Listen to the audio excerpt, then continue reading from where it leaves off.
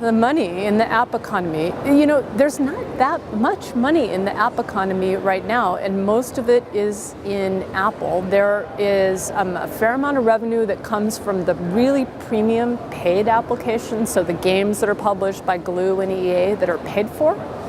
And then little trickles of money that come from advertisement and item payment on Apple apps, and little bits of money across the other platforms. But I think that one of the myths is this whole, right now, micropayments is not generating that much money, and advertising is not generating that much money, and most of the money in apps is actually in premium games. My guess is it's probably really 2 to 3 years before you see significant flow through of cash through advertisements and micropayments across multiple platforms. If you just step back and think about advertising, for example, which could, is a big opportunity, it takes advertisers a year and a half or so to get comfortable placing hundreds of thousands of dollar IOs with a new platform. So you can see it even in properties that come up on the web and properties that come up on mobile. They run a trial for a few $1,000s. That doesn't mean anything to anybody. They like it. Then they run a $25,000 campaign. Then 6 months later, a $100,000 campaign.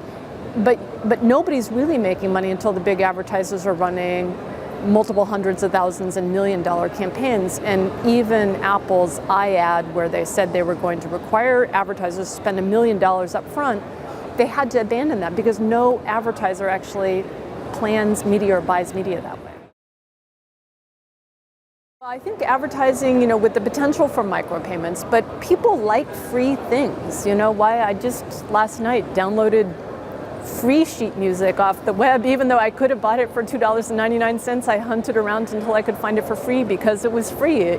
And there's asking people to actually pay reduces consumption a lot. I mean, you look at the power curve of the number of apps that are downloaded on iTunes, for example, and there's enormous price elasticity between another price and 99 cents, and then multiple orders of magnitude between 99 cents and free. So if you really want to drive volume, it's free. So then that requires you to monetize by ads or some other method.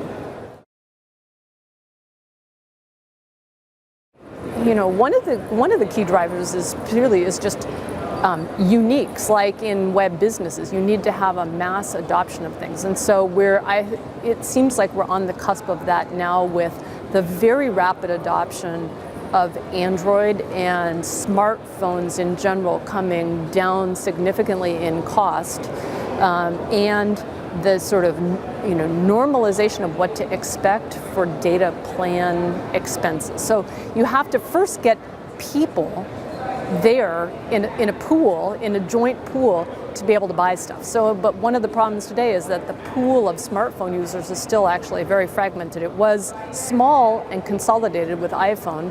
Now it's getting larger but more fragmented. So it's difficult for publishers to reach a unified scale pool of people to make money. So I think it will take, this is again why it will take a while until you get more platforms coming up, but then layers across all those platforms that are more uniform ways for people to charge and for money to flow through.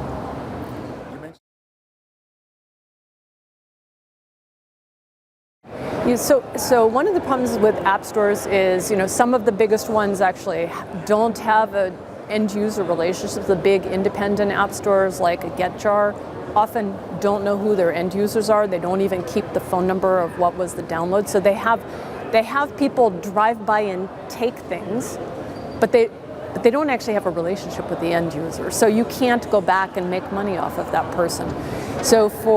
And then in Android and Ovi and BlackBerry and Vcast and all these other app stores, right now they have a chicken and an egg problem. They have neither the chicken nor the egg. They don't have enough people and they don't have enough developers, and so there's just not enough commerce happening there to kind of get the ball rolling. I mix metaphors, but you know what I mean.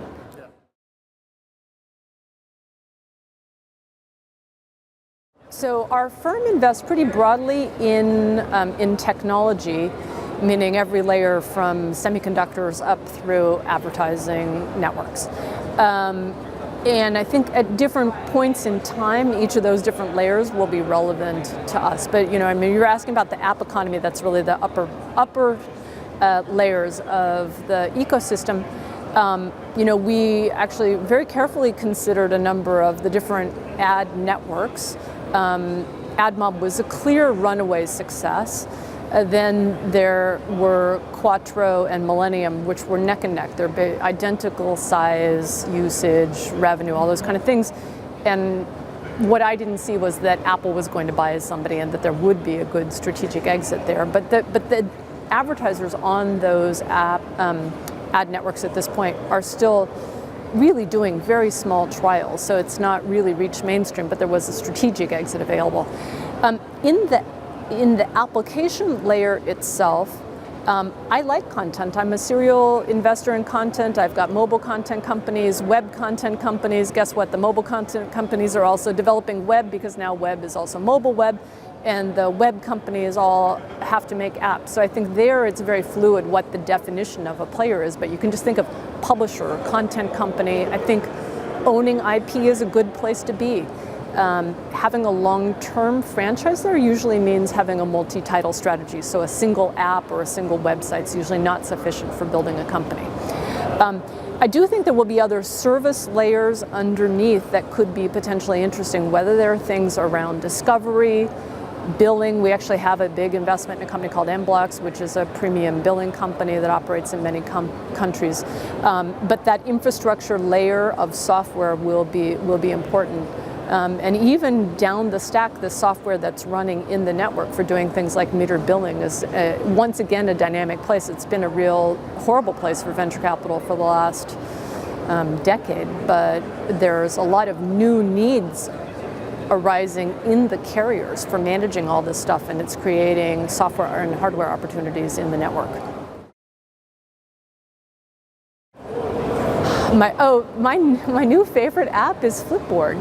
So the content discovery engine is awesome. I mean, one of the things I love about Facebook is seeing what my friends are reading, what people are referring. I have found the most incredible journalists, books, movies, things like that through just seeing what's going on. And to have all of that surface kind of without the notifications and the content pushed up into a magazine format has been awesome. I think I read much more, and I read many different other sites than I used to, and it's now caused me to go off and buy a hardcover book from something I saw last week in Flipboard.